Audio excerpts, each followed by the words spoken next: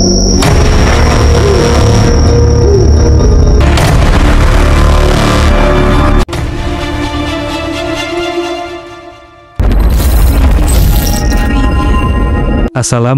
warahmatullahi wabarakatuh. Terima kasih telah memilih channel horor ini. Semoga kalian semua dalam keadaan sehat walafiat. Amin. Kali ini aku akan membawakan kisah tentang teror kuntilanak yang menuntut balas dendam atas kematiannya. Mari kita langsung ke ceritanya. Gue baru pindah ke kontrakan ini 2 minggu yang lalu. Tempatnya di ujung gang sempit di daerah Depok, pas di belakang kebun bambu yang gede banget. Kalau siang sih kelihatan biasa aja, tapi begitu masuk sore, suasananya langsung berubah. Angin di situ dingin kayak AC 16 derajat, dan tiap jalan masuk selalu ada rasa merinding entah kenapa. Gue tahu ini tempat agak sepi dan terisolasi, tapi harga sewanya murah banget. Si ibu pemilik kontrakan bilang, ini kamar kosong udah hampir setahun, nggak ada yang betah lama-lama. Tapi gue pikir, ya udahlah, mungkin karena lokasinya aja yang terpencil. Kebetulan, gue emang lagi butuh tempat murah buat tinggal sementara sambil kerja. Serabutan di daerah Lenteng Agung. Waktu gue datang pertama kali buat survei, gue langsung ngerasa aneh. Dari luar, bangunan kontrakannya kayak rumah biasa. Cuma catnya udah mulai luntur, dan temboknya banyak lumut di bagian bawah. Ibu kontrakan itu orangnya kelihatan ramah, tapi gerak-geriknya kayak agak gugup waktu ngajak gue keliling. Ini kamar mas di sini ya, kamar ujung situ kosong juga, tapi rusak. Jangan dibuka dulu ya, kata dia sambil senyum, tapi matanya nggak lihat ke arah kamar yang dia maksud. Gue nurut aja. Waktu gue intip sekilas, pintunya emang agak kusam, tapi nggak kelihatan ada kerusakan parah dari luar. Hari pertama gue pindah, semua masih aman. Malamnya sepi banget, cuma suara jangkrik dan gesekan ranting pohon bambu yang sering banget bikin gue kaget. Tapi gue pikir, ini cuma soal penyesuaian tempat aja. Lagian gue emang tinggal sendiri, jadi ya biasalah kalau agak parno. Tapi pas masuk malam kedua, sekitar jam 2 pagi, gue tiba-tiba kebangun. Bukan karena mimpi, bukan juga karena suara keras, tapi karena ada suara perempuan nangis pelan banget. Awalnya samar, kayak angin, tapi makin lama makin jelas. Suara itu bukan dari luar rumah. Suara itu dari kamar ujung, kamar yang katanya rusak. Gue duduk di kasur, coba fokus. Jantung gue udah deg-degan, tapi rasa penasaran lebih besar dari rasa takut. Pelan-pelan, gue jalan keluar kamar. Lantai ubin dingin banget, kena kaki gue yang cuma pakai sandal jepit. Gue berdiri di depan pintu kamar ujung. Suara nangisnya masih ada, bener-bener pelan dan kayak orang kehabisan napas. Gue coba tempelin kuping ke pintu. Anakku, anakku. Langsung merinding sekujur badan. Gue mundur, balik ke kamar. Gue kunci pintu, tarik selimut, dan duduk di pojokan sambil buka YouTube. Muter-muterin video ceramah sama ayat kursi. Gue nggak bisa tidur sampai subuh. Besok paginya, gue berusaha mikir logis. Mungkin itu suara dari luar, atau dari rumah tetangga. Tapi rumah tetangga paling deket itu jaraknya sekitar 20 meter. Dan dipisah kebun bambu. Gue sempat nyamperin ibu warung kecil di depan gang, sekalian beli kopi saset. Bu, itu kontrakan saya yang deket kebun. Emang udah lama kosong ya? Ibu itu ngeliatin gue lama. Terus dia nunduk sambil ngaduk kopi. Ya bener mas, udah hampir setahun. Sebelumnya ada cewek tinggal di situ, hamil, sendirian. Gue diem, nunggu lanjutan ceritanya. Katanya diperkosa mas, terus dibunuh. Dulu sempet heboh, tapi ya gitu. Akhirnya orang-orang milih diam. Gue nggak bisa ngomong apa-apa. Suara isakan di kamar itu langsung keinget lagi di kepala gue. Malam ketiga, gue udah jaga-jaga, beli garam, taburin di depan kamar ujung, pasang ayat kursi di HP. Gue tidur sambil nyalain lampu. Tapi tetap aja, jam 2:10, gue kebangun lagi. Kali ini bukan karena suara, tapi karena bau. Ada bau amis, kayak darah, campur bau anyir, dan kayak bau bangkai. Gue bangun dan lihat di lantai, dari arah kamar ujung, ada air mengalir pelan. Warnanya merah kehitaman, kayak darah encer. Gue panik, langsung nyalain senter HP. Gue ikutin arah air itu. Pas gue sampai depan kamar ujung, air itu berhenti sendiri. Gue beranikan diri buat coba buka pintu. Tapi pintunya kekunci dari dalam. Dan tiba-tiba pintunya kebuka sendiri. Dalamnya gelap gulita. Tapi dari cahaya senter gue bisa lihat ada bayangan cewek berdiri di pojok ruangan. Rambut panjang nutupin muka, bajunya compang-camping, dan perutnya buncit. Dia berdiri sambil tangan satu megang perutnya, dan tangan satunya ngelambai ke arah gue. Gue langsung jatuhin HP. Senter mati dalam gelap. Gue cuma bisa dengar suara nafas berat dan langkah kaki pelan mendekat. Gue lari ke depan warung, duduk gemeteran di kursi plastik sambil keringetan dingin.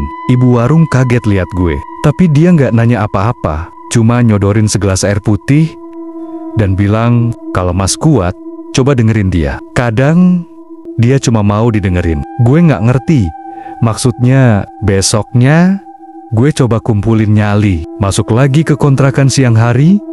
Pas matahari terik, gue masukin kepala ke kamar ujung yang kemarin kebuka sendiri. Kamarnya bau apek. Di lantainya ada bekas lendir hitam di tengah ruangan, kayak bekas darah yang udah lama banget. Dan di tembok ada coretan pakai darah.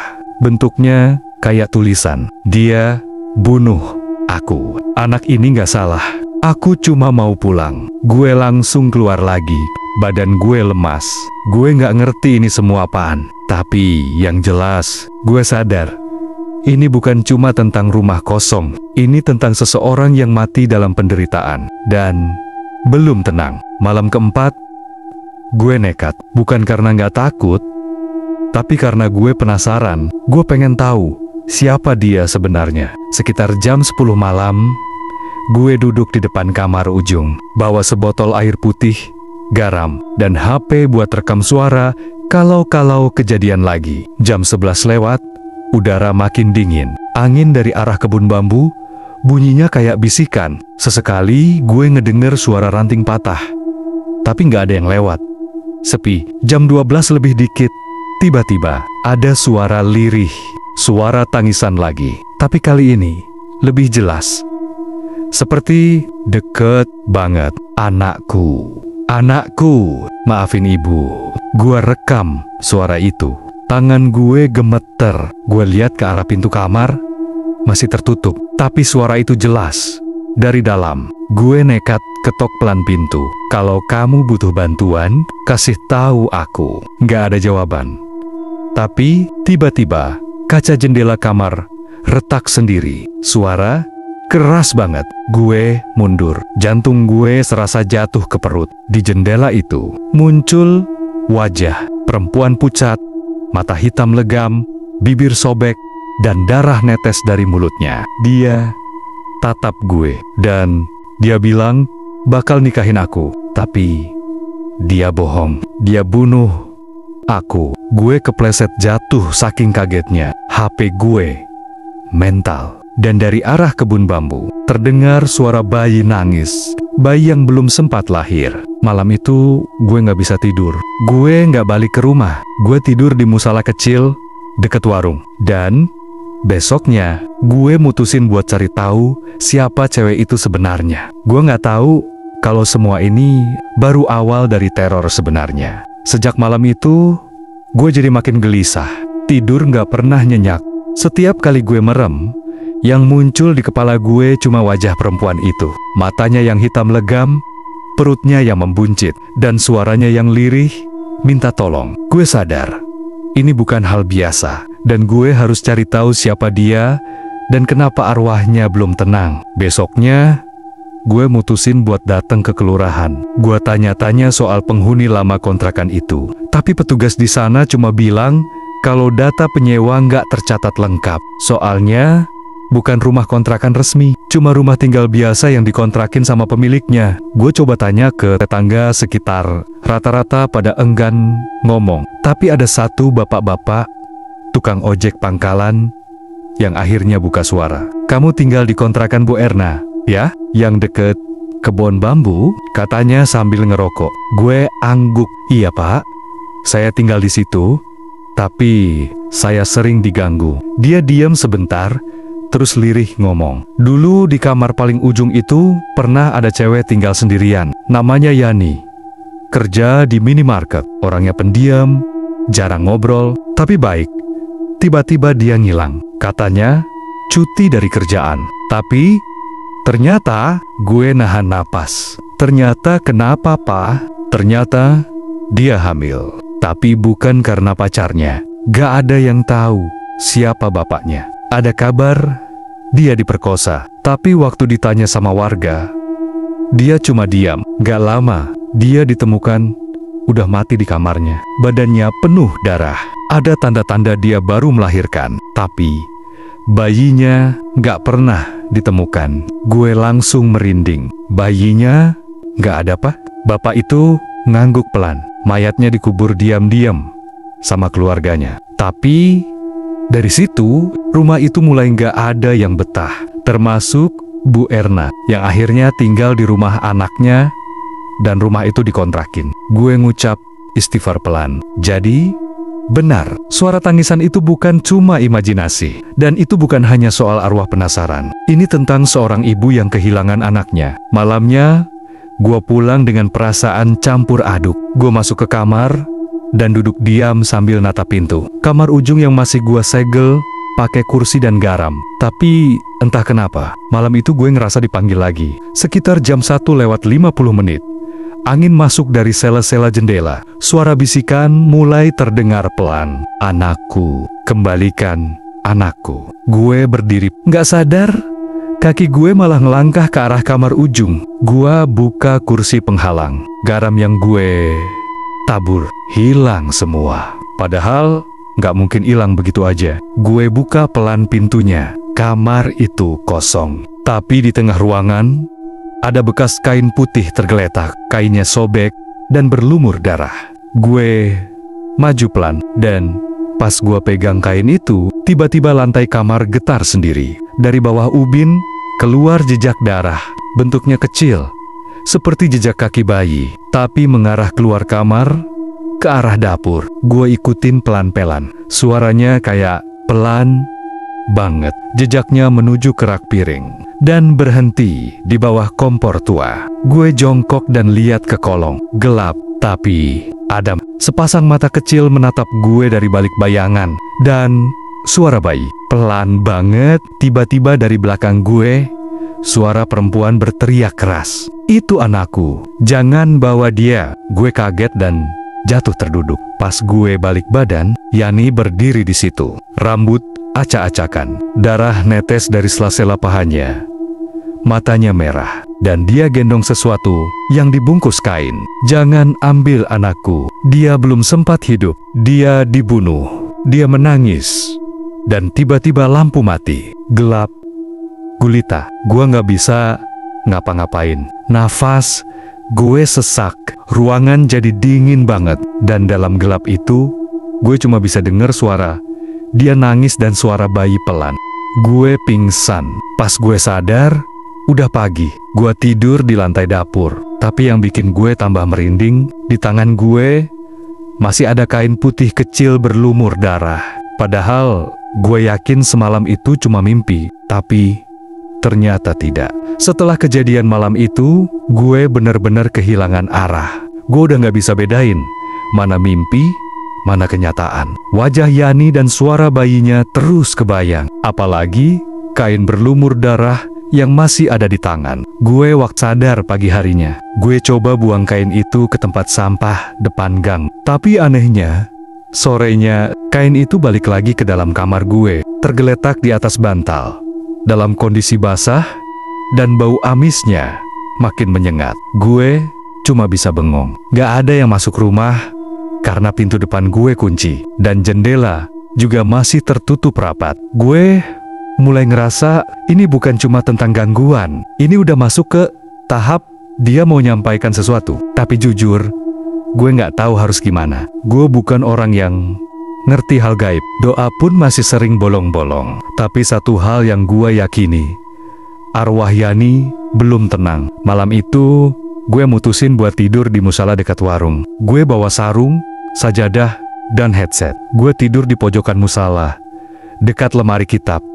Tapi ternyata dia ngikut. Jam 2,17 dini hari. Gue kebangun karena udara di musala tiba-tiba dingin banget. Angin masuk padahal semua pintu tertutup. Gue buka mata perlahan. Ada Yani. Dia merayap di plafon. Posisinya tengkurap terbalik. Rambutnya menjuntai ke bawah. Matanya nyala merah. Dan dari perutnya keluar tangan bayi mungil yang bergerak-gerak. Gue nggak bisa teriak. Suara gue ketahan di tenggorokan. Tubuh gue kaku. Dia merayap turun dan pelan-pelan mendekat ke arah gue. Kamu yang terakhir. Kamu harus bantu aku. Dia belum dikubur. Dia masih di sana. Gue merem. Baca apa aja yang gue inget. Ayat kursi, Fatihah, campur-campur. Gue lemas dan gue pingsan lagi. Besok paginya, Ustadz Musala nemuin gue tidur gemeteran. Dia tanya kenapa. Dan akhirnya, gue cerita semuanya. Dari awal sampai akhir. Ustadz itu diem lama. Terus dia bilang, anaknya belum ditemukan. Itu yang buat ibunya gentayangan. Ruh anak yang mati tidak dikubur, tidak disyalatkan. Apalagi dalam keadaan tak berdosa. Membuat ibunya tidak bisa meninggalkan dunia. Gua nelen ludah. Terus, jenazah anaknya di mana Ustadz? Dia mikir sejenak. Kamu harus tanya sama pemilik rumah. Bisa jadi, ada sesuatu yang mereka sembunyikan. Sore itu juga gue datengin Bu Erna, pemilik kontrakan. Awalnya, dia nolak ketemu. Tapi akhirnya, setelah gue desak dan bilang, ini demi keselamatan semua orang, dia mau bicara. Saya tahu mas, saya tahu ini semua. Tapi saya nggak punya pilihan. Kalau saya cerita, nanti saya yang disalahin. Tolong Bu, saya cuma mau bantu dia tenang. Saya udah diganggu tiap malam. Saya nggak tahan. Bu Erna gemetar, matanya merah. Akhirnya, dia buka suara. Waktu itu, Yani meninggal sendirian di kamar. Saya yang pertama nemuin jasadnya. Waktu itu dia udah nggak bernyawa. Dan darah banyak banget di lantai. Saya panik. Saya telepon kakaknya. Mereka datang, tapi mereka nggak mau bikin laporan polisi. Mereka bilang, ini aib. Terus, bayinya, Bu Erna terdiam lama. Bayinya belum sempat lahir sepenuhnya. Tapi, wujudnya udah ada. Dan kakaknya minta supaya janin itu dikubur diam-diam di belakang rumah, di kebun bambu. Tanpa nisan, tanpa doa. Saya cuma bantu gali. Darah gua langsung dingin di belakang kontrakan gue, di kebun bambu. Tanpa doa. Pantes, tiap malam suara bayi nangis terdengar dari arah itu. Pantes gue sering ngeliat bayangan kecil lari-lari dari arah semak. Ustadz itu setuju buat datang keesokan harinya. Kami bertiga, gue, Ustaz, dan Bu Erna, jalan ke belakang kontrakan, tepat ke arah kebun bambu, di salah satu sudut semak yang ditumbuhi rumput liar. Bu Erna berhenti. Di sini, saya gali pakai cangkul. Kami bungkus bayi itu pakai sarung putih, lalu dikubur gitu aja. Ustadz mulai baca doa. Dia bilang, buka tanah ini, kita harus angkat dan kafani ulang. Kita syalatkan dan kuburkan dengan benar. Gue dan Ustadz mulai gali. Tanahnya lembab dan sekitar 30 cm ke dalam. Kami nemu kain putih yang udah kecoklatan, lusuh, dan bau menyengat. Kami buka pelan-pelan. Di dalamnya ada tulang kecil, lengkap, masih utuh, seukuran bayi yang baru lahir. Bu Erna langsung nangis sesenggukan. Gue pun gak kuat. Air mata netes sendiri. Akhirnya, bisa dikubur dengan layak. Kami kafani ulang, lalu disyalatkan di musala, dan sore itu juga dimakamkan di pemakaman umum. Malam setelahnya, rumah itu tenang. Gak ada lagi suara bayi, gak ada lagi suara tangis, gak ada lagi bayangan putih. Tapi, ada satu hal yang bikin gua merinding. Sebelum gua tidur malam itu, gua mimpi Yani berdiri di depan pintu kamar gue, senyum, mukanya bersih, dan dia gendong bayinya. Terima kasih. anakku udah tenang. Aku bisa pergi sekarang. Dan dia perlahan-lahan bersama suara angin dari kebun bambu. Setelah penguburan itu, semuanya memang terasa lebih tenang. Tapi, bukan berarti selesai. Gue kira teror udah berakhir. Tapi ternyata masih ada yang ganjal. Malam ketiga setelah penguburan bayi Yani, gue kebangun lagi jam 2 pagi. Bukan karena suara bayi, tapi karena ada suara ketukan pelan dari tembok kamar. Gue diem, nahan napas. Suara itu makin keras. Dari pelan, jadi kenceng, kayak orang marah. Gue lompat dari kasur, ngambil senter, dan nyorot ke arah tembok. Gak ada apa-apa. Tapi waktu gue pegang tembok itu, dingin banget, kayak es batu. Bahkan waktu gue tempel telapak tangan, jari-jari gue langsung kebas. Gue langsung keluar kamar, nyalain lampu ruang tamu, dan duduk di sofa sambil baca doa. Tapi, tiba-tiba, lampu ruang tamu mati sendiri. Gue panik, gelap, total. Dan dari arah dapur, gue dengar suara sendok jatuh. Lalu ada suara perempuan. Aku belum pergi. Dia belum dapat balasannya. Suaranya lirih, serak, dan penuh dendam. Gue nggak bisa gerak, tapi suara itu makin dekat, makin jelas. Dia belum dapat balasannya. Dia masih bebas. Gue akhirnya sadar. Mungkin Yani udah tenang, karena bayinya dikubur dengan benar. Tapi dia belum bisa pergi sepenuhnya, karena pelaku yang merusak hidup dan membunuh dia belum dihukum. Besoknya, gue balik lagi ke musala dan cerita ke Ustadz. Saya kira ini udah selesai Ustadz. Tapi dia datang lagi. Katanya pelakunya belum dapat balasan. Ustadz mengangguk pelan. Arwah yang meninggal tidak wajar. Apalagi karena diperkosa dan dibunuh. Tidak akan pernah benar-benar tenang sebelum pelakunya bertanggung jawab. Gue ngelus muka. Tapi saya nggak tahu siapa pelakunya Ustadz. Yani nggak pernah cerita apa-apa. Ustadz mikir sejenak. Mungkin ada seseorang yang tahu. Kakaknya Yani. Atau seseorang yang tinggal lama di sana. Cari tahu. Bantu dia sampai tuntas. Gue akhirnya minta nomor kakaknya. Yani ke Bu Erna. Butuh waktu 2 hari sampai akhirnya kakaknya, Mbak Rina, mau ketemu gue di sebuah warung kopi. Mbak Rina datang dengan wajah kaku. Dandanannya sederhana, tapi matanya menyimpan banyak beban. Kami duduk di pojok, jauh dari orang lain. Saya tahu kamu yang nemuin kain bayi itu. Terima kasih. Udah bantu adik saya dan keponakan saya dikubur layak. Tapi, kenapa kamu masih cari saya? Maaf Mbak, tapi arwah Yani belum sepenuhnya pergi. Dia masih minta satu hal lagi. Dia bilang, pelakunya belum dapat balasannya. Mbak Rina langsung nangis. Dia nutup wajah dengan tangan gemetaran. Saya tahu siapa yang ngelakuin itu, tapi saya takut. Dia orang berpengaruh. Kalau saya buka suara, saya bisa dibunuh juga. Gue dorong pelan cangkir kopi ke arahnya.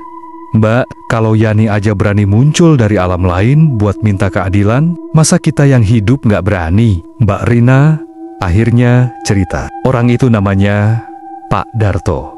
Dulu dia kontraktor bangunan dan sering bantu proyek renovasi rumah di kompleks itu. Tapi di balik itu, dia sering gangguin cewek-cewek. Dan Yani salah satu korbannya. Waktu Yani hamil, dia ngancem bakal bunuh kalau sampai buka mulut. Yani sempat ngadu ke saya, tapi saya suruh dia diam karena takut. Saya menyesal.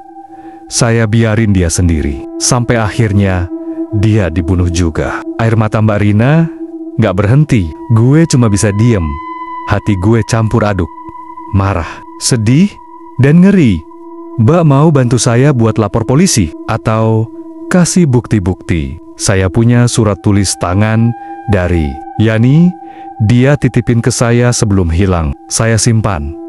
Itu bisa jadi bukti. Gue langsung semangat. Besok kita ke polisi ya. Bareng kita lapor. Saya temenin. Dan malam itu, untuk pertama kalinya sejak kejadian semua itu, gue bisa tidur tanpa gangguan. Tapi, gue tahu ini belum selesai. Karena besok, kami akan buka luka lama yang berusaha ditutup rapat-rapat. Dan Yani masih nunggu sampai keadilan ditegakkan. Besoknya, gue dan Mbak Rina pergi ke kantor polisi. Tangan Mbak Rina gemetaran waktu nyerahin surat tulis tangan dari Yani. Surat itu udah kusam dan agak sobek di ujungnya. Tapi tulisan tangan Yani masih jelas. Kalau aku kenapa-kenapa, orang yang bertanggung jawab adalah Pak Darto. Dia yang melakukan semua ini ke aku. Tolong lindungi bayiku. Jangan biarin dia mati sia-sia. Polisi langsung serius. Mereka mulai buka kembali laporan kehilangan Yani yang dulu pernah diajukan. Tapi waktu itu ditutup karena nggak ada bukti. Sekarang bukti udah ada dan saksi juga ada. Dalam seminggu, Pak Darto dipanggil. Tapi dia nggak datang. 2 hari kemudian, polisi jemput paksa. Yang bikin merinding, malam sebelum Pak Darto ditangkap, dia sempat mengalami kerasukan. Warga sekitar bilang dia teriak di dalam rumahnya. Ampun Yani, maafkan gue nggak mau dibakar. Jangan. Tetangganya cerita, mereka ngedengar suara bayi nangis dari dalam rumah. Padahal, dia tinggal sendirian. Waktu dijemput polisi, Pak Darto kayak orang kehilangan akal. Tapi, dia akhirnya ngaku semuanya. Mulai dari pemerkosaan, sampai pembunuhan dan usaha ngubur jenazah bayi secara diam-diam. Gue nggak nyangka. Akhirnya keadilan itu datang juga. Sidang berlangsung selama 2 bulan. Mbak Rina hadir setiap hari. Bawa foto Yani di kalung kecil yang dia pakai. Gue juga datang. Duduk di barisan belakang. Dan waktu hakim ketok palu, menjatuhkan hukuman seumur hidup buat Pak Darto. Gue ngerasa ada angin dingin lewat di belakang gue. Tapi bukan angin yang bikin merinding. Justru sebaliknya, tenang. Malamnya, waktu gue balik ke kontrakan, semuanya sepi. Gak ada suara, gak ada ketukan, gak ada suara bayi. Gue masuk ke kamar, duduk di kasur, dan ngeliat ke jendela. Di luar, di bawah pohon mangga, gue lihat sosok perempuan berdiri. Dia pakai daster putih, rambut panjang terurai, tapi wajahnya udah nggak sesuram dulu. Dia senyum, lalu pelan-pelan menghilang. Besoknya, gue bilang ke Bu Erna, kalau gue mau pindah, bukan karena takut, tapi karena gue merasa tugas gue di sini udah selesai. Gue pamit juga ke musala, ke ustaz yang udah bantu banyak, dan terakhir, gue ke makam kecil tempat bayi Yani dikubur. Gue tabur bunga, dan bisik pelan, kamu sekarang udah tenang. Ya, ibu kamu juga udah bebas. Dan gue bisa bersumpah, waktu itu, angin yang lewat seperti suara bayi kecil yang tertawa pelan. Kejadian ini ngajarin gue satu hal, kalau arwah yang meninggal dengan tidak adil, apalagi karena trauma besar seperti pemerkosaan dan pembunuhan, gak akan pernah bener-bener pergi sebelum mereka mendapat keadilan. Yani bukan cuma korban, dia ibu yang ingin anaknya diselamatkan. Dan meski dunia mencoba bungkam kisahnya, akhirnya dia bicara lewat tangisan, lewat teror, dan lewat keberanian. Dan bagi gue, dia bukan hantu. Dia adalah ibu yang menolak dilupakan.